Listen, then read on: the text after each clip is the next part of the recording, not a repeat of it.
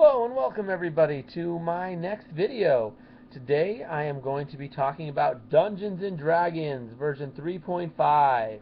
Got my nice player's handbook there, and I am going to be talking about, more specifically, the class of the Wizard.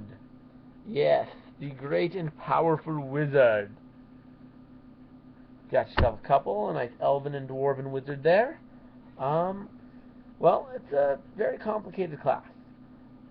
They're all about their spells. That's really what drives a wizard, is their spells. And they cast arcane spells, which are spells that come from within oneself.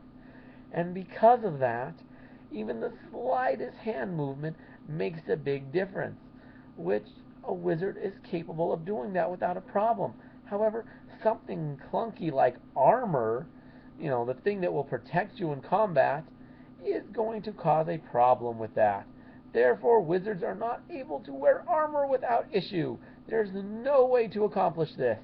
Other than, I believe there's an enchantment in the Magic Item Compendium that I'm sure it's in other books as well. Maybe that draws from a wide source of stuff. But anyways, yeah, the Magic Item Compendium. It does have a special ability called Twilight, which this ability, as I think it's called Twilight.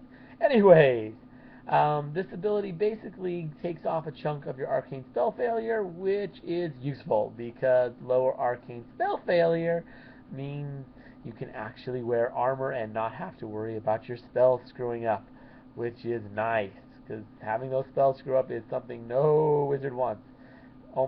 I've never seen an arcane spellcaster have anything higher than a 0 arcane spell failure, because it's just that terrible.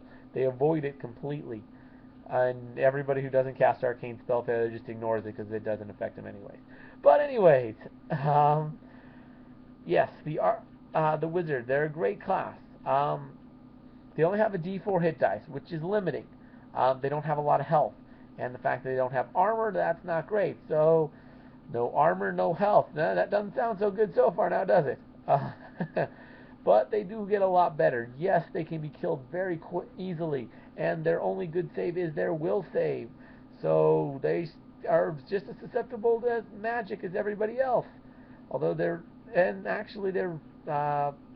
dexterity is probably about as high as the fighters. So, really no advantage on that one. Really, the only thing they have going on in terms of saves is their will save, which is generally really good. But yeah, that's pretty much all they have going for them. The will save is actually usually not even the best, because they don't put that much into their wisdom. It doesn't do much else for them.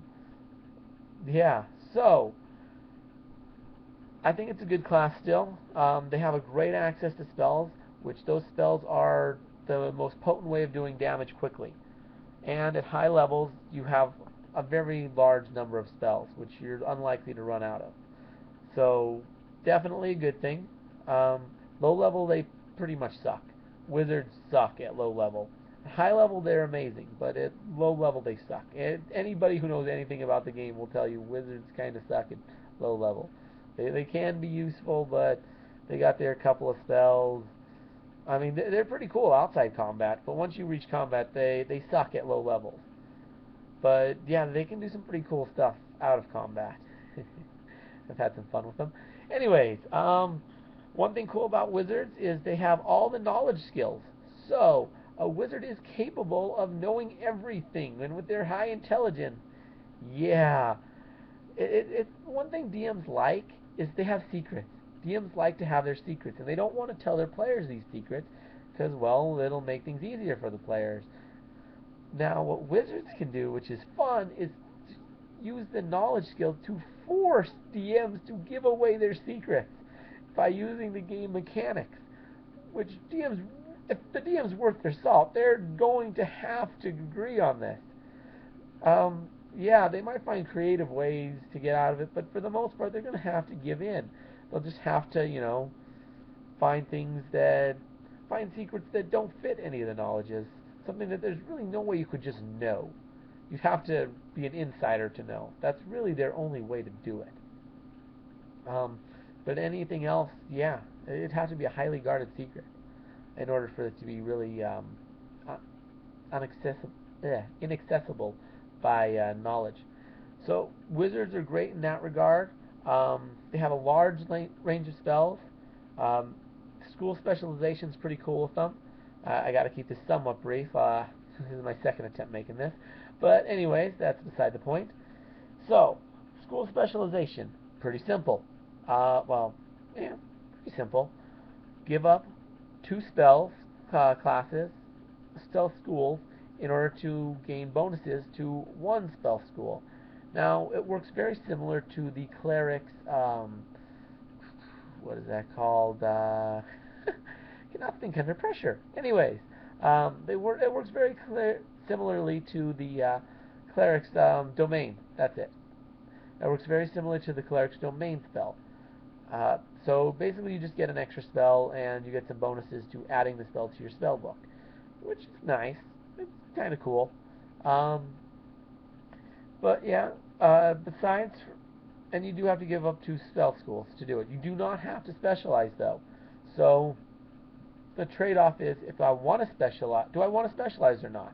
Do I want to limit my character in order to gain an extra spell per level? Which, that is pretty useful. 1 spell per level is a lot. At least once you reach higher levels. Then, once you do decide that, you also have to decide which class do I want to do. And there's a large number of them. I mean, there's illusion, abjuration, transmutation, evocation. There's a lot of them. And there's a lot of different things you can do with them. I mean, spells can be used to buff, they can be used to deal damage, they can be used to hinder your opponent, they can be used for illusion in order to trick your opponent. There's a large number of things that you can do with these spells. You can't heal. That's one of the few things you cannot do. But you can do a lot with it. And yeah, it's a very useful class. There's a lot that can be done with it. You have a limited number of spells per day, more so than similar classes like the Sorcerer. But it is nicer because, unlike the Sorcerer, you get a virtually unlimited number of spells known, because you're really not limited in that. You gain 2 per level, but you can also gain them by grabbing a scroll and just writing them into your spell book. There's some stipulations on that, but yeah, you can literally just buy a scroll and put it in your spell book, and now you suddenly know it forever. So yeah, that's pretty cool. I mean, you have to buy extra spell books once you start getting to high levels. You're going to be buying a few of those, but they're not that expensive. So yeah, not too bad. It's a pretty good class all in all. Yeah, it's a great class. And I mean, some of the overused spells like Magic Missile and Fireball and Wish, but you know, they're pretty powerful spells, and everybody loves Wish. Although any good DM will say, any good DM is going to try and mess with your Wish. Any good DM will do that. And any good DM will be able to mess with your Wish successfully without really messing with you too much. Well, at least messing with you in the sense of breaking the rules. But, like, you know, I wish for 1,000,000 gold. Okay, you are transported to the lair of a dragon who has 1,000,000 gold in his hoard. And the dragon's right there. Okay, I have the 1,000,000 gold, but I gotta fight this dragon first. So, okay, that kind of sucks. Or, you're transported and there's great amounts of gold before you, but it turns out you're inside a bank vault and now you're in trouble. So you got a problem there. Basically, you're going to get the gold if you wish for that. But there's going to be a catch. There's always a catch to the wish. Unless it's a simple wish. If you just, I wish I was transported to this town. Yeah, they can't really mess with that too much. There's really not a lot to be done on that. But I mean, that's just something you could do with, you know, a lot of other spells. It's just with accuracy.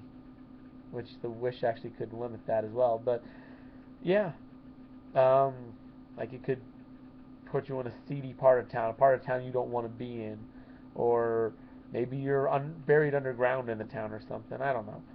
But anyways, starting to get close to the time limit on these. So let's start wrapping this up a little bit. Well, the wizard gets a familiar, which is pretty cool. Although, do not let the familiar die because there's some some fairly nasty consequences for that. Unlike the druid's animal companion, which really you just got to spend a day and get another one, no big deal. And you can even transfer armor and stuff over to the new one. It's really easy on that one. But the wizard's animal companion, it's got an experience cost.